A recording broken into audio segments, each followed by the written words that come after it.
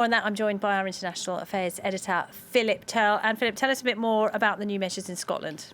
Well, if you needed any idea about how concerned the First Minister of Scotland is, Nicola Sturgeon, you had to just listen to what she was saying there.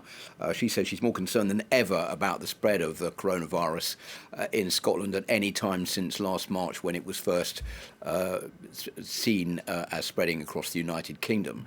Just looking at the figures, they make pretty scary reading. 54,900 cases across the UK yesterday. That's the sixth day running more than 50,000 cases, 454 dead in 24 hours, and 75,000 people dead in total since coronavirus first hit the UK back in March.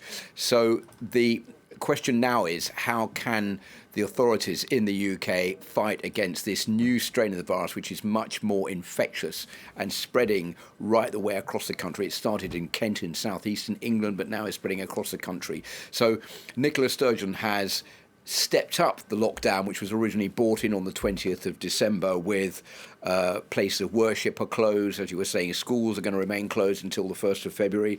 No going or out of or into Scotland. The border is going to remain sealed off. And all those measures due to come in from midnight tonight. As you're saying too, people are being urged to work from home where necessary.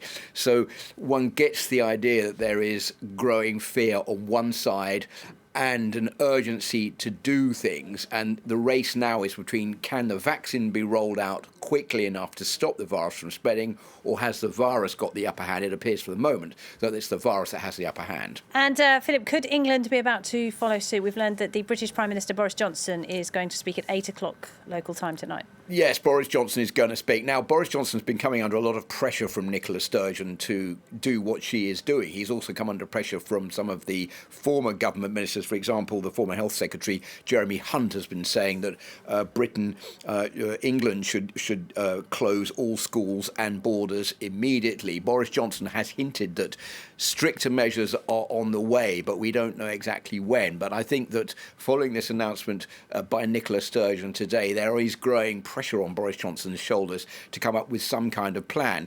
They're saying, look, the Tier 4, the strongest lockdown measures in the UK, or the strongest measures in the UK, are not obviously working enough. Look at the figures. There's 50,000 mark that's been passed over for 6 days running. Something stronger needs to come into effect. The big problem here is, what is Boris Johnson going to announce about schools? Schools are saying that they would like to remain closed. Unions of teachers say they don't want to go back to school after the Christmas break.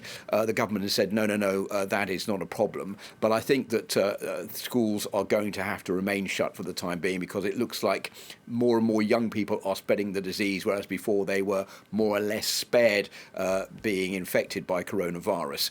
So it is a vast problem, and a lot of weight on Boris Johnson's shoulders tonight. Clear decisions, I think, are needed, and not bluster. Philip, thank you very much. Philip Turle there.